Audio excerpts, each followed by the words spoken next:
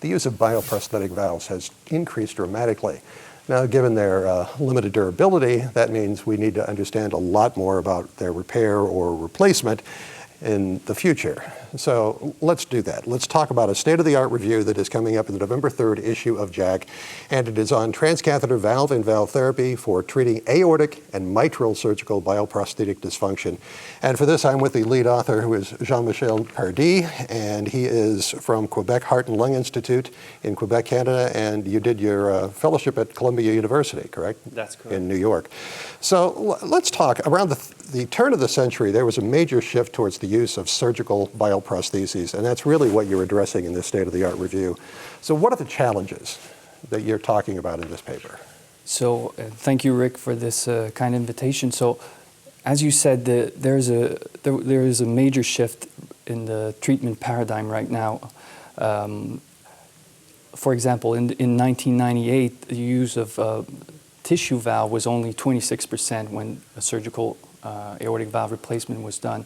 And in 2005, this percentage increased to close to 50%.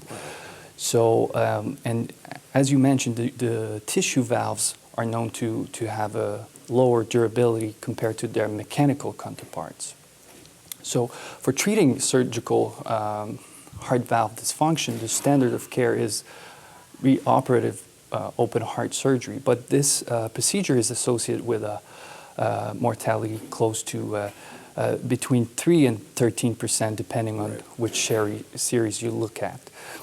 So, as you know, the transcatheter valve field has grown over the last decade and is now the standard of care for non-surgical patient with aortic stenosis. And TAVR has been amazing. Yeah, exactly. And TAVR is also a viable alternative to surgical aortic valve replacement in patients who are at high risk for surgical aortic valve replacement. And now we know since 2007 that a transcatheter heart valve can be implanted inside a surgical heart valve. It's a less invasive procedure, but it has some major challenges. The first challenge that we have to understand before doing a valve-in-valve procedure is we have to understand the mode of failure. So that's the first challenge, the mode of failure of the surgical heart valve. So there are 3 modes of failure: stenosis, regurgitation, and a combination of stenosis and regurgitation. So it's very important for the heart team to understand the mechanism of failure. So, for example, if the mechanism of failure is regurgitation, you have to perform a transesophageal echo to eliminate an endocarditis or a paravalvular leak, because, of course, a valve-in-valve procedure will not treat a paravalvular leak. The second major challenge is the sizing of the transcatheter valve. So we know that the major issue with sizing is that the labeling of surgical heart valve is not consistent at all. So, for example, 2 surgical heart valves with the same label size could have very different internal diameters. So it's very important for the interventionalist or the heart team, before going forward with the valve-in-valve procedure, to know exactly what is the internal diameter of the surgical heart valve to do a proper sizing. The third challenge with aortic valve-in-valve procedure is the risk of coronary obstruction. So we know from a large series that was published 2 years ago in JACC, and the first author was Enrique Ribeiro. So from this series, we learned that the risk of coronary obstruction after a valve-in-valve procedure is 2 times higher than a regular TAVR. Right. And the risk factors that were associated with a higher risk of coronary obstruction were a low coronary height, less than 12 millimeters, and a narrow sinus of Valsalva, less than 30 millimeters. So since the risk of coronary obstruction is higher after a valve-in-valve procedure, you have to take that into account when you're planning the procedure. So a CT could be helpful, and a good aortogram with using the 1-2 technique, superimposing the 2 valve posts, then would make would kind of help you predict the risk of coronary obstruction. So those are the main challenges. There are other challenges with valve-in-valve procedures in the aortic position. For example, the use of predilation. Is it useful? Is it very risky? We don't have the answer yet, but we know that in the VIR paper, the VIVID registry, we know that about 25% of valve-in-valve cases were done with a predilation prior to the valve-in-valve procedure. The risk with predilation is to damage the leaflets and to create acute aortic regurgitation. And there are also risks of embolization. So you have to take that into account and balance those risks with the risk of having a tough time crossing the valve if you don't predilate the valve up front. Now, in terms of at least sizing, there's an app for that now, right?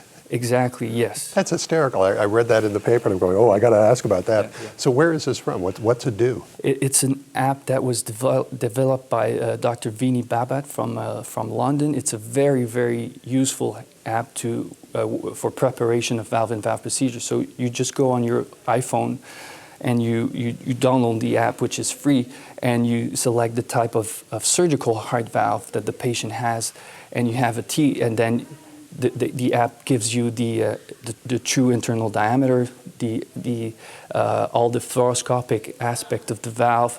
Wow. To help you guide your positioning. It's a fantastic app, and I would recommend every cardiologist to use it before a valve-in-valve procedure. Now, we've focused so far on the aorta. Mitral valve-in-valve and valve-in-ring procedures is another thing that you address. What's the issue there that you want to talk about? So first of all, it's important to understand that valve-in-valve and valve-in-ring procedures should be performed only as a last resort, because as of right now, we're using devices that were designed for the aortic valve or the pulmonic valve. So the main challenges are also similar to the aortic valve-in-valve procedures, but there are some particular issues. For example, the risk of LVOT obstruction should be evaluated very, very carefully before moving forward with the procedure. The risk of having paravalvular regurgitation is also significant, especially after a valve-in-ring procedure. It is important to understand that with a ring, the ring usually has a D shape, so it is the circularization of the valve of the device is very important.